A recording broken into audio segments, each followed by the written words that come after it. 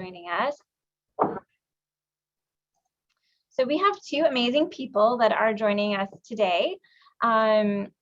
We sent a meeting invite that provides a lot more information about both of our presenters, so we hope that you will read that. But I'm really excited that we'll be starting off with Walida Karim-Rhoades, who is a certified nurse midwife, family nurse practitioner, and the executive director of primary care and women's health for the Cone Health System in North Carolina. So she's going to start us off, and she's going to talk about innovations related to fourth trimester, but also other innovations and really creative ways that they're approaching their work.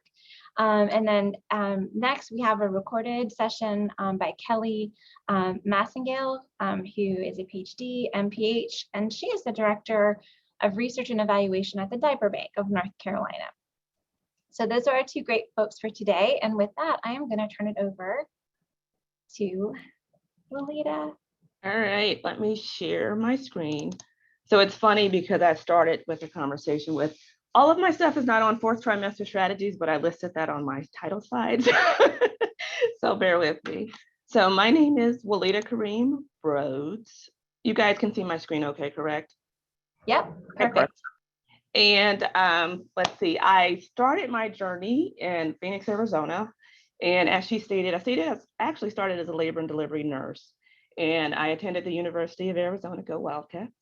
And a lot of my work, as some of you all have heard before, I got interested just in midwifery care, women's health, with being exposed to birth one, and then also noticing that there was a high rate of infant death to Black babies that were born at the hospital. And that sparked my attention. And I did some research, and that's how I learned about infant mortality. And then that's how I got my passion and love for being able to address overall health in general. And then also went to school to become a nurse midwife in 2003. And so I think context is so incredibly important, because I think context lays the platform of how you do your work. To me, we know midwifery is a calling, and then how you choose to make space in the world around some of these issues.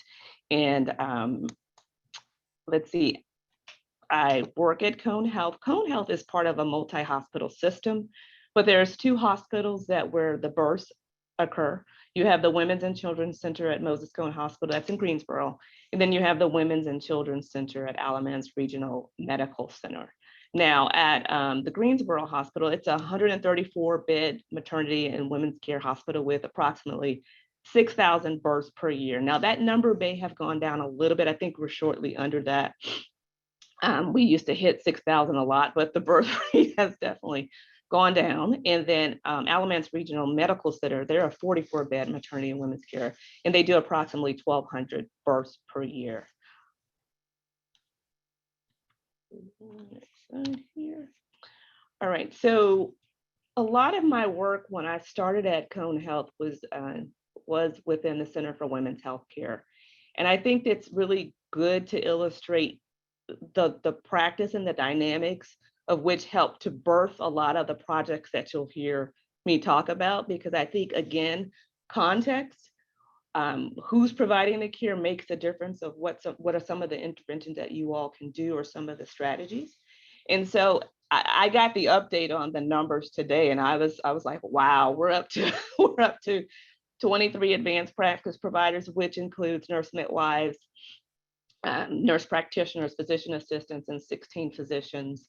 And amongst our providers there, we do approximately 2,800 births per year. Now that number has gone down as well, but not terribly much. And then we have 8 OBGYN offices, and top left corner, that's our physicians, some of our physicians. And then that's our medical director on the right, and that's me with one of the individuals that I helped attend to during her pregnancy. This is pre-COVID, so it feels like yesterday. And our mission in the group is together we provide access to excellent, compassionate care for all. And that has been our rallying, our practice. We saw women who, no matter what your insurance, self-pay, and that was really important to us as we then branched the work out to everyone who received our care. We are fortunate. Now, a lot of the context of what I'm sharing today will be based on the Greensboro Hospital. We are slowly taking a lot of these things to the Burlington community. So it's a sister hospital, but a lot of the work and the providers who work with Center for Women's Healthcare are at the Greensboro Hospital. So we really work in a very strong collaborative model, and that's what drew me to the practice, where the midwives attend to, and we also have family medicine OB fellows, but we attend to, I would not say is it like 100% of the births, the vaginal births, Virginia? I mean, there's the doctors will sneak in every once in a while to to catch a baby. We let them sometimes, but we're pretty much 100%. But a majority of the births are attended to by the nurse midwife or a family practice OB physician. And I jokingly say that some of the physicians say that they were midwife extenders, and we're very supportive of, just waiting and allowing labor to do its thing, which has been a really blessing at the practice, all the practices. I also put some of the other things that we introduced to the health system that was not present. Nitrous oxide, just as another option for people who did want it. Definitely the birthing balls, we have water birth, and then we've also implemented outpatient Foley bulb. So that, you get the Foley bulb placed for the induction of labor, go home, and then you come back the next day, so that you're not, spending all that time in the hospital, and you have that safe space where you can have that beginning part of just getting everything ripened. And we're proud to say, I know the last check, our C-section rate was 13%. I tried to get an updated number for today, wasn't able to get that. But so curious to see how that's changed. But, some of that, we don't just primarily see the lower risk moms. We see the moms with diabetes, hypertension. So it kind of dispels some of that theory that you can only get these type of outcomes with low risk moms. That's not the case. So again, context for some of this work that I'm going to share with you now. So I cannot recall the year. I was trying to get the exact year. We actually had a 4th trimester summit. We brought together a lot of people to talk about what are some of the things that we're facing and what are some things we would really want to work on. As a group, we brought, providers, nurses, and had the conversation. And then one of the things that we looked at that time was when we were looking at equity in care, and how do we really look at, things not just from this single perspective, but how do you look at it by race? Is there a difference? And one of those things that we did that with was hypertension readmission rates in our hospital. Like after someone birthed, they went home, what did our rates look like? And what we found when we compared this to a model of where you really start to treat blood pressures, we found that our Black mothers actually had a higher percentage of readmission rate, and they were discharged home, not meeting that 140 90 threshold that used to be purported as, this is where you should do something about. And so we actually implemented starting to treat this blood pressure lower for our mothers and our birthing people. And then we found that we narrowed the disparity in hypertension rates by 49% by looking at this through an equity lens and not just treating just the same value for everyone that presented. So anything else you want to add to Virginia? I'm gonna have her chime in here just a little bit, because she is really taking this and driving it to like the 3.0 level that you're going to hear about later. Anything else you would add here, Virginia? Yeah, well, the main thing is that, and I'm working not just with Center for Women's Healthcare, and I apologize, there's construction in the background, tell me if it's too disruptive, but I work with the Cone OBGYN Service Line Quality Council. So we're looking at this not just for Center for Women's Healthcare, but also for all of the Cone campus and all the RMC campus.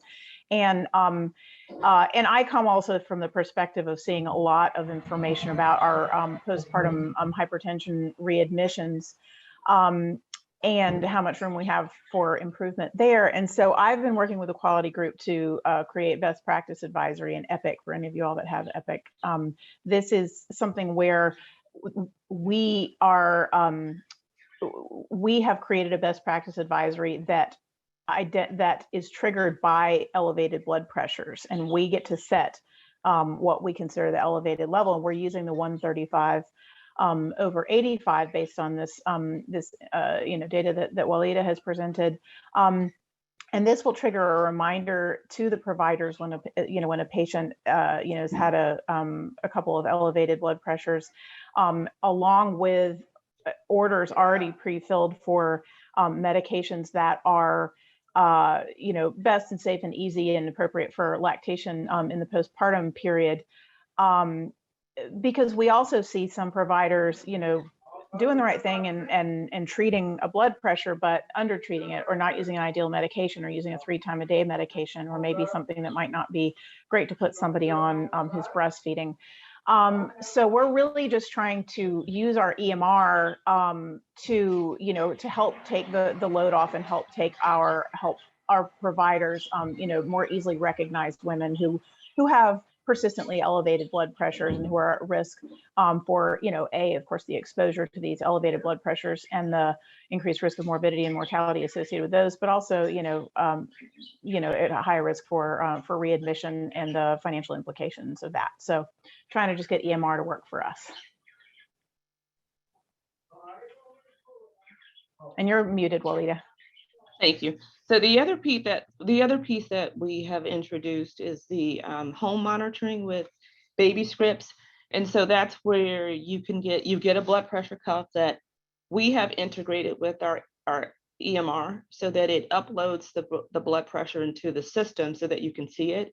And then also with addressing equity, we started meds to bed, so that if someone needs blood pressure medication, that they get that prescription before they leave the hospital. It helps avoid that, run to the pharmacy, new baby, having to do all of that. So they get the prescription prior to leaving. And so that's something we've implemented in the health system as well. And then what we're currently doing a home monitoring trial. So eligible people would be if they had gestational hypertension, chronic hypertension, or preeclampsia. They're then enrolled. Again, this is not just our practice, this is for the entire hospital. They're enrolled in the platform Baby Scripts. They get the home monitoring cuff, and then they're sent a text message twice a day to check their blood pressure. And then that is then uploaded into Baby Scripts. And then if it reaches this threshold, the one that we talked about, the 135 over 85, an in-basket message is sent to these pool of providers. And then they review the results, and then they do some medication adjustments if needed. And so again, this is the trial. We're trying to see how this works before we expand it out to additional groups. So that's exciting. So that's some of the stuff that we're doing. And it's all, to really decrease that elevated blood pressure, readmission rates leading to eclampsia, just poor outcomes. So Can I jump in here to Walida and mention, one of the amazing things about having Baby Scripts for blood pressure monitoring is, you're not asking somebody who's newly postpartum to come into the office with their new baby and their sore bottom and everything like that. And so, more patients are able to complete that, blood pressure check within a week postpartum, and it also, for patients that might have transportation barriers, it's also, helping to remove that barrier so that they can still have their blood pressure monitored closely. Thank you. All right. Oh, let's see. So this is what Virginia referenced earlier. So that was, right now there's this, the dashboard that we have with the blood pressures. And so she's been working diligently to make sure that it's triggering when appropriate. And so they do have the 2 trigger that if it's too elevated postpartum blood pressures, then it does pop up. So the best practice advisory about the medication recommended, and you should treat this and not send them home without it. And it triggers, the goal is to have it trigger twice if something is not done that first time as well. All right, the next exciting thing that we're working on is the postpartum depression screening. Right now, everyone receives the Edinburgh screening on all people who have given birth. And if there is a 10 or greater score, then there's a social work consult that's triggered now, and that's current state. We do have someone who's working on their doctoral project, and it's pending our IRB approval, where all people will be called 2 weeks postpartum. They'll get the call, check on them, see how they're doing. Some assessments will be completed, and then refer to services as needed based on that 2-week check-in. Any questions there before I move on? Okay. There's a question in the chat, Walida, and I don't know the answer to this. I guess this is about the postpartum baby scripts trial. If we get an alert if the patient's not checking blood pressures. I have to confirm that one. I know there was in the antepartum, like during the other period, but I'm not sure with this trial. I'll need to double check that one. But I can definitely let the group know that. All right, now shifting gears. We're now shifting more on the outpatient perspective at the Med Center for Women. One of the things that we're doing is linked to social determinants of health. So within our EMR, there's a section that you have the different areas that you can then ask questions. It's different area. I didn't put them all here because there was still some patient information there. But you can just go through and answer different questions, like in the past 12 months, have you been threatened, hit, kicked, those type of things. Or you go through with tobacco, depression, physical activity, transportation needs, housing, social connections, financial resource strain, stress, food insecurity, and alcohol screen. And one of these things that we have really worked on diligently is the food insecurity. At the Med Center for Women, we built this space about, so we were completed May of last year, but we started the journey in 2017. And I'm saying I know that not everyone can build a space, but what I want you to think about is that when you're starting to think about moving into new areas or developing programs, how can you really look at how do you incorporate some of these things with social determinants of health within that space to make addressing those needs a little bit easier. So in our planning process, we did create space for a food market.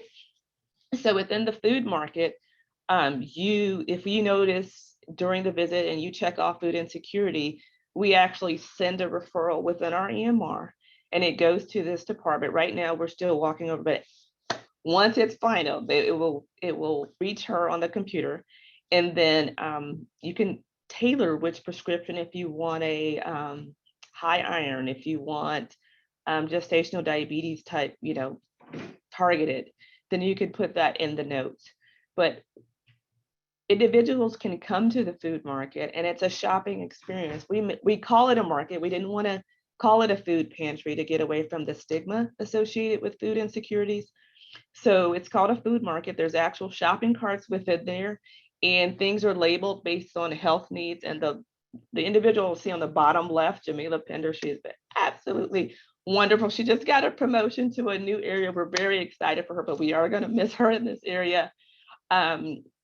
So you get some education as well. And she's really noticed that, that's just been the doorway for her to learn more about people when they come in. They tend to talk to her about other things they're facing, and it's been really a good partnership for us. So it's a partnership with Food Lion Backpack Beginnings, and they provide the food. On the bottom right, you'll see that is fresh food. We have green leafy vegetables, milk products also available. And let's see what else.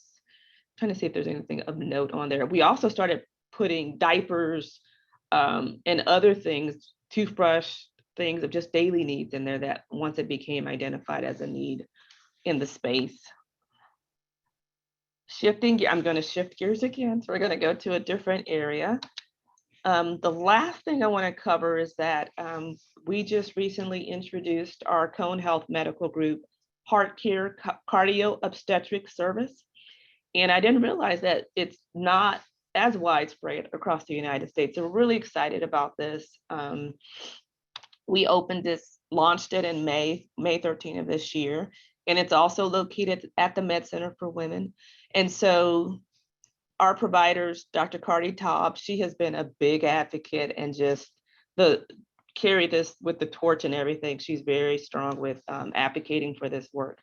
And then we also have Dr. Pemberton, and then we have a PharmD Chris Pavero. And these are the services I'll just put them all up, that we're offering in the space. And so the thing with this is that you don't have to start big. You don't have to let, 100% getting it done completely, all perfection. Don't let perfection get in the way of just trying to implement a service. So we don't have a whole separate building for this. If you need to start small, so we're sharing space.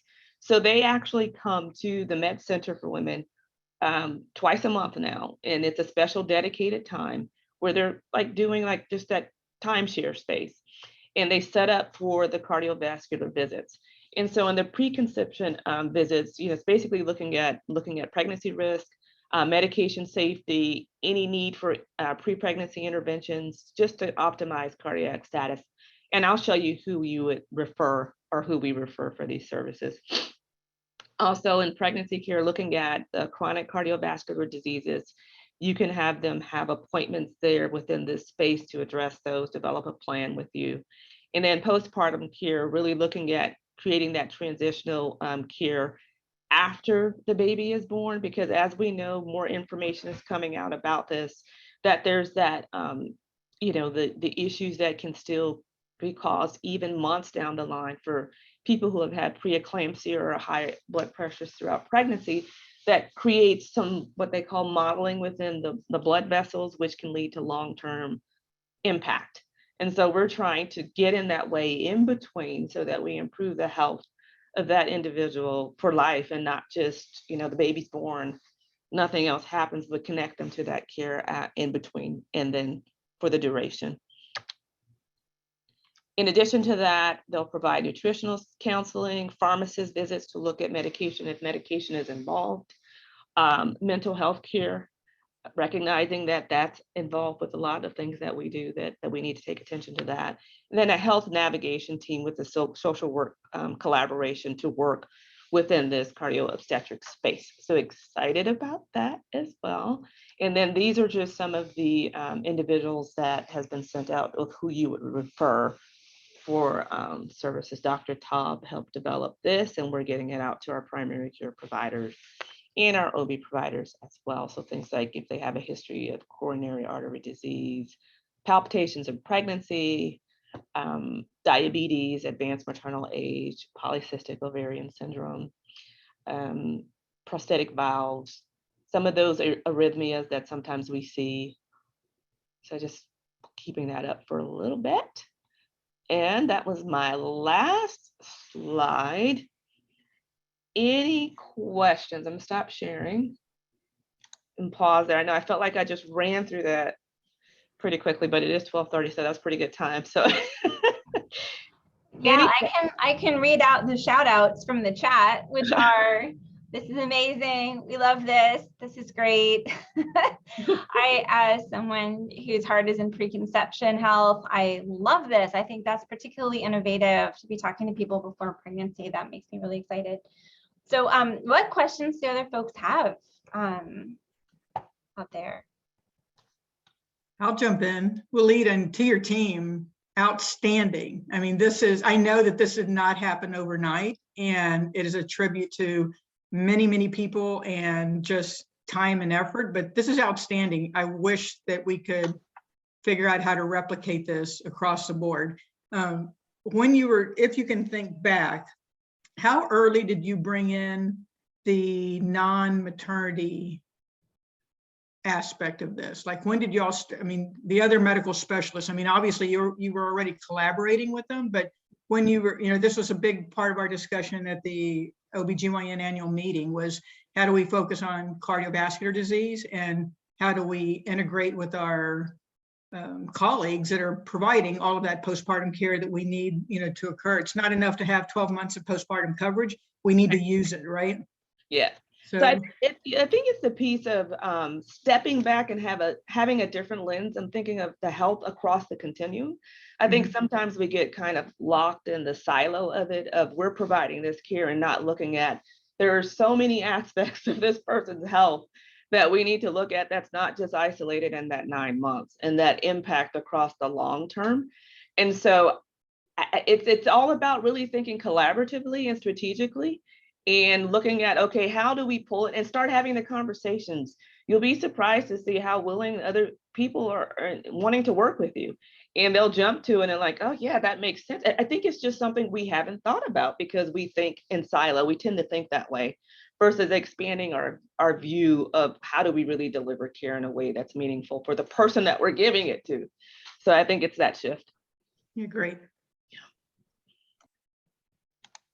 So that's why I said, don't limit it to, you don't have it. Start having the conversations with the individuals, and then bring people to the table, bring everyone there and say, okay, how do we do this better? So design thinking is a big thing that, I learned that, I think in my doctorate program. Yeah, in my doctorate program, I took a design thinking course, and it just really gets you to think of the human aspect of the person who's receiving whatever it is you're doing, going to them to see what is it that would make this better, and how do we design it in a way that's beneficial and have a value add on.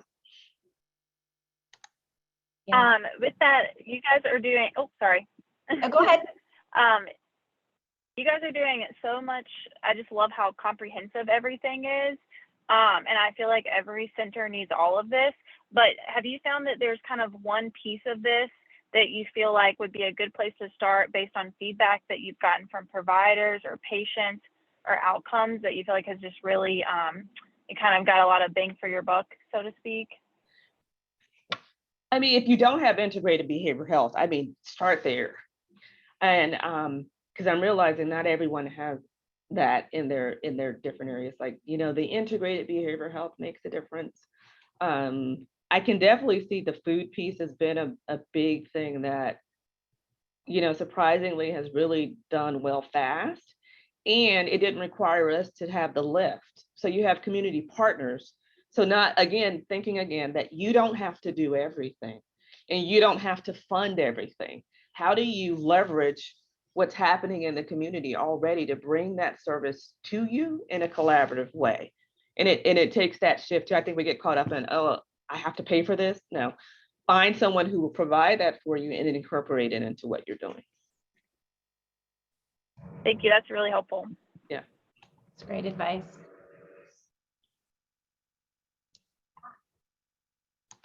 Yeah, that's awesome.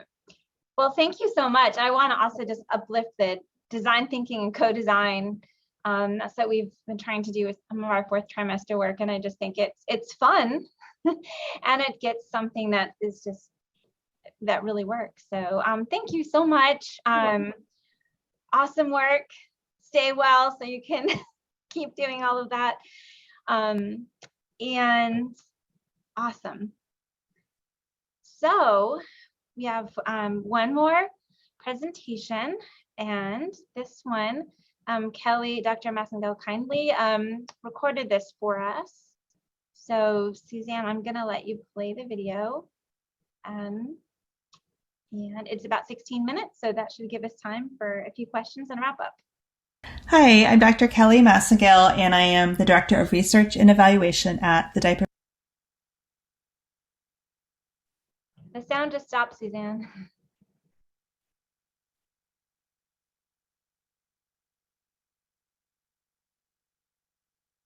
Bank of North Carolina. I appreciate you spending your time with me today. I know there are many places you could be or many things you could be doing, but I appreciate you taking the time to learn about diaper banks and to learn about our work at the Diaper Bank of North Carolina.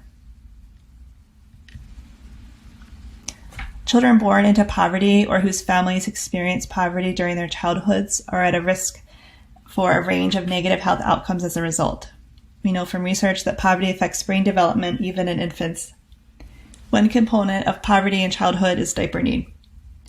Diaper need is the experience of making decisions to reduce household spending on basic needs such as housing, utilities, food, soap, or healthcare to instead purchase diapers. There are consequences of diaper need for families at each layer of the social ecological model. Parents experience stress and anxiety when they struggle to meet this basic need for their children. Diaper need has been associated with depressive symptoms among low-income mothers. Multiple researchers have documented that families who cannot afford enough diapers may stretch their diaper supply to reduce the frequency of diaper changes. A child wearing the same diaper long after it has been soiled is at increased risk for skin and urinary tract infections. Babies may experience more periods of crying and fussiness, awake more often at night. Older children may tug and pull at an uncomfortable diaper. The increased crying and additional interruptions in sleep compound parent stress and anxiety. At the interpersonal level, diapers impact household budgets. Families may spend as much as $125 a month just on diapers. The experience of diaper need affects parents' interactions with their children. A parent is better equipped to focus on having positive bonding interactions with their child when the stress of meeting basic needs is alleviated. At the institutional level, most daycare facilities require families to provide all of the diapers needed during the time a child is in care, even if the cost of care is subsidized. If families do not have enough diapers to send to daycare, parents or caregivers may have to stay home with the child instead, which further limits families' household income generating opportunities. At the community level, many nonprofit and community-based organizations serving low-income families are aware that families need diapers. However, they may be unable to provide them due to limited funding or restrictions on grants. At the policy level, there are no federal benefits that can be used for diapers. The SNAP and WIC programs do not allow diaper purchases with those benefits. They provide for families' food needs, but not for things that are non-food items. Some states have tried to address diaper need with policy by allocating a portion of TANF funding to diapers, or by writing diapers into their state budgets, by providing diaper grants directly to diaper banks or food pantries. North Carolina has not done any of these things, but we are hopeful for the future. Many states, including North Carolina, do tax diapers. The struggle to meet the basic needs of a family affects parents' abilities to parent children in the ways that are meaningful for them. A Yale research study documented that low-income parenting women experience stress trying to meet basic needs for their families. Parents described during the study the stress of not being able to be present or having to miss experiences with their children because they are working extra hours away from their family to make ends meet. Parents have told me about a range of experiences they've had. One common thing about all parents is they all want the best for their children. Doesn't matter how much income they do or don't have. Low-income families struggling with diaper need have reported that parents have skipped their own meals so they have money to buy diapers for their kids. They've had to prioritize what their children need, even when it means not buying things like dish soap or detergent. One mother described for me the stress of watching YouTube videos to try to understand how to make a homemade pamper. She knew that's something her child needed, but she didn't have the means to buy them. Many women have described for me the experience of staying in an unhealthy relationship because our partner may occasionally contribute diapers that our child needs. Birthing parents with low income are less likely to have access to paid leave. Diapers are also required by child care providers to work, and so when families don't have access to the diapers they need, they don't have paid time off from work. Sometimes they're really in a bind about how to get the child to daycare when they don't have the diapers required by the daycare. A Connecticut study found that families without diaper access missed on average 4 days of work or school each month, all attributed to diaper need. Parents' long-term income earning potential can be impacted by diaper need when their children are young. If you've never heard of a diaper bank before, it works a lot like a food bank. A diaper bank takes in donations of diapers or money to buy them. It purchases those diapers in bulk and then stores them and gets them back out into the community via the help of community-based organizations, social service partners, healthcare providers, refugee resettlement groups, and many others. Families receive diaper bank products for free from a partner agency. At the same time, they're receiving another good or service or participating in a program. Diaper banks rarely distribute diapers directly to families, just in the same way that the food bank doesn't distribute food directly to families, but instead provides food to area food pantries. At the Diaper Bank in North Carolina, we distribute a range of hygiene products. These include postpartum pads, infant and toddler diapers, period products, and adult incontinence supplies. Each diaper bank is a little bit different in terms of what it offers to families and how many communities it serves. Because families who need diapers need more than just diapers, diaper banks have a service delivery model where diapers are provided at the same time as another good or service. At the Diaper Bank of North Carolina, we have community partner agencies who provide diapers freely to anyone in that community who needs them during designated hours during the week. Other community partners we work with provide the diapers directly to people who are enrolled in their programs. So we work with a range of different types of partner agencies who might serve thousands of families each month to just a few dozen. We are one of the largest diaper banks in the country. We serve all the counties highlighted there. We have expanded our service area in times of natural disaster or community crisis. We typically serve a community for up to 2 years after a hurricane. We know that when families have lost everything during a natural disaster, it can take a while to get back on their feet. And so we make sure that we are there long-term for families while that's going on. This is a current map as of May 2022. We have 4 warehouses. They are located in Winston-Salem, Durham, Wilmington, and Charlotte. And from those warehouses, we serve surrounding communities. As you know, North Carolina has many rural communities as well. We have a fleet of mobile diaper banks. These are our box trucks. We call our Trucklet of Hope. And we take those trucks out on a monthly basis to different counties in North Carolina. And this allows us to serve communities that are just too far of a drive from one of our warehouses and who may not have the donor or volunteer base to sustain a warehouse in that community. There are a couple other smaller diaper banks in North Carolina, and I want to make sure you know about them too. In case you are not in our service area, you may be near one of them. In Buncombe County, there's a diaper bank called Babies Needs Bottoms, and they serve a couple counties in western North Carolina. In Wake County, we serve Wake County, and there's also another smaller diaper bank there called the Diaper Train, and they serve some partner agencies in the county as well. And in Sampson County, there is a diaper bank out of a faith community, and they provide diapers to the Sampson County Health Department. We are planning to expand to some more counties in eastern North Carolina in late 2023. We have applied for some federal funds to serve some federally funded home visiting programs as a part of the American Recovery Act funding, and we are hoping to receive confirmation of that opportunity sometime in the future. Here's a picture of one of our box trucks. These mobile diaper banks really help us to increase access in rural communities where both families and partner agencies are just too far to get to a warehouse. These trucks also help us to respond quickly to natural disasters. We can get on the road into another part of the state, move product around between our different warehouses to make sure we're able to serve families where they are and when they need us. There are a range of benefits for families when they experience support from a diaper bank. There's also benefits to those community partner agencies as well. As I mentioned before, diaper banks don't serve families directly, but those agencies that we partner with experience benefits. They've reported fewer missed visits, longer retention of families in their programs, and more community engagement with families. Sometimes a family may not communicate with a social worker between visits, but if there's something a parent wants to make sure they know, it's often related to diapers. So a parent might text a social worker and say, my child has grown, my child needs size 4 diapers next time, can you please bring those instead? We require all of our community partners to distribute the diaper bank products freely. They cannot put any barriers between the diapers and the children that need them. For example, some of our home visiting partners might go visit families every month. If a family knows that they're coming, they might say, I don't have time for the home visit program today. I still need the diapers. Our agreement with those partners requires a social worker to leave the diapers for the family, even if they don't get to do the social work visit. Families who've received free diaper bank products report that their parents are happier, feeling less stress. They report that their children are happier and healthier.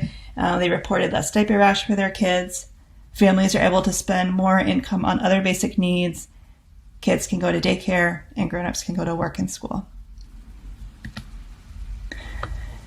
There is no funding to provide diapers directly for families. Funders don't really show an interest in buying a lot of diapers. And so what we have to do is show that when there's a funding opportunity for something else instead, maybe it's increasing access to early childhood education or getting more workforce participation, we have to use our data to show that those diapers provide those benefits. And this is just kind of a snapshot.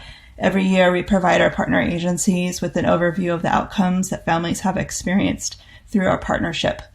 We are a fabulous partner for grants because we do capture outcomes and data based on our work, and we share all of that with our partner agencies because those are also their outcomes too. There are a lot of benefits to working with diaper banks. We are experts in warehouses and pallet jacks and lift gates and all sorts of things that you need to make big pallets of things come off of an 18-wheeler truck. We get bulk purchasing rates on diapers. We have partnerships with some diaper manufacturers. Because of our size as one of the largest diaper banks in the country, we track inventory across all of our warehouses, and we make sure that we provide a consistent and a reliable product for families and our community partner agencies. Healthcare providers are increasingly encouraged to screen families for social determinants of health. Many of the screening tools published to date in the literature do not address diaper need at all. And so I have some suggestions for you about asking about it. First of all, it's really important that you know if there are diapers available in your community and how families can access them. If you're not in the Diaper Bank of North Carolina service area, sometimes a local partnership for children in each county might have suggestions for you. They may not have the diapers themselves, but they might know of places who do. You can also try 211 or NC Care 360 to get ideas about where diapers might be located. If you are able to provide diapers directly, we do provide diapers to some healthcare providers. The best thing to do is to share with patients that your place has a partnership with the Diaper Bank of North Carolina and simply ask, is this something that would be helpful for you? If you're doing screening, where you might have families completing a questionnaire or some kind of survey about their needs, we found the best question to ask is simply, do you ever worry about how you will afford diapers? That takes away some of the shame that families might feel when they're asked about diaper need in a different way. If you're interested in exploring what it looks like to partner with a diaper bank in North Carolina, or even to bring a diaper bank to your community if there isn't one already, we do have our model that we've used to expand from 1 warehouse to 4, and we're happy to talk to you about what it looks like to open up a diaper bank. You can find out if we're already serving your community. We welcome emails. We have some information on our website, but with the pandemic, things are changing pretty rapidly in terms of which partner agencies are open on which days and how they're serving families. So you can always reach out to us for current information. You're always welcome to tour or volunteer with us. We do have an application process for potential new community partners. Before adding on new agencies, we need to make sure that we can sustainably fill the requests that they might provide. We look to fill gaps in communities as well. So if you're already in a county where we already have several partners, that may not be our first priority to add new ones there when families could already go to several other places. We're the only diaper bank with a PhD trained researcher on staff. I'm always open to discussing potential opportunities to add diaper need questions to work that you're already doing, or to show how addressing diaper need might help engage families in other healthy behaviors. When you have the opportunity to engage in policy discussions at any level, local, state, or federal, please think about diaper need. It's not something that people normally think about if they haven't diapered a child themselves, or if it's been many years since they have done that. We have a lot of opportunities to come and visit us at our warehouses. We have opportunities for families to come. You can bring a group. If you're not a family who experiences diaper need, but you may be in a community where people might have extra diapers to donate, it might not be something that they've ever thought of. You're welcome to host a diaper drive, and we have a number of tools we can share if you're ever interested in that. And you're welcome to come and volunteer on your own or with a group. So please reach out if you have questions about anything, if you're curious or would like to discuss more. Thank you. Thank you. She's not here to thank, but I think that's such a really good point about whether we're screening for diaper need or not, and how we're getting those out. And I think it's also really interesting and important to think when we're looking at outcomes around maternal mental health, to think about some of these things we often don't think about as part of the equation, which is why it was so great to also hear about the work that Walida is doing and that you have those kind of products and resources on your shelf. I think that's really cool.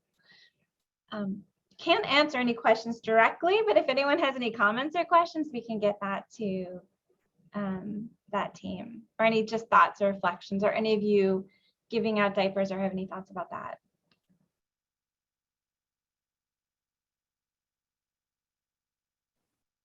I also, I think I can shout out because a lot of the people on this call join our office hours. And if you're part of the North Carolina MHI work with the 4th trimester, Dr. Massengale will be at our next office hour. So any questions, please bring this. I'll share the recording before our office hour so we can refresh this recording and then have some live Q&A with her during the office hour. Awesome. Thanks, Laura, and thank you, Karen, for your comment. Yes, you can share this, the recording you can share with anyone. We'll send it out to you, and it's available free to use however you want to use, how you want to use these, which would be great, because we know it's not easy for people on busy schedules to get time to listen in, and so if there's other ways you could share them, that would be awesome. So I think that was what we wanted to talk about today. We have just a couple of quick reminders. Our next office hours are coming up on June 13th. Our next community of practice is June 23rd at noon. And this is a chance for us to really talk some more about Medicaid and some postpartum policies. We're excited that we were able to launch the extended Medicaid. But it'd be great to hear how that's going and just have more conversation about that, what it covers, and what are some other policies that we may or may not be able to get through our short session. I think in North Carolina is off with a bang from what I'm seeing. I think there's a flurry of things being filed. Let's see, Caitlin, I see your hand up. I just wanted to jump in really quick. You mentioned the Medicaid extension. The PNOC / MHI team in Region 1 is launching, we're launching our podcast series next week. And the very first episode is actually an interview with someone at the North Carolina Medicaid office in reference to this extension. So if anybody's interested in listening or needs some, just a little bit of a reminder for what that extension sort of involved, we highly encourage you to take a listen. We are using a platform to actually push it out to where everyone listens to podcasts. So Apple Podcasts, Spotify, Overdrive, I think is one. And we can, I think there's a couple people asking for us to send links. So once it's out to, if anyone's interested, just shoot me a message. And I'm happy to get you a link to kind of find it a little bit faster. Well, and if you get it to Suzanne can get it out to this whole group. Great, okay. And that would be great. And then maybe we could listen in advance so we could get a little bit more 2.0 level as needed when we're together. So that is awesome, and also great work. I'm excited to hear. That's really important. Yeah, shameless plug. Sorry, I had to, you mentioned really Medicaid great. extension. I had to jump in.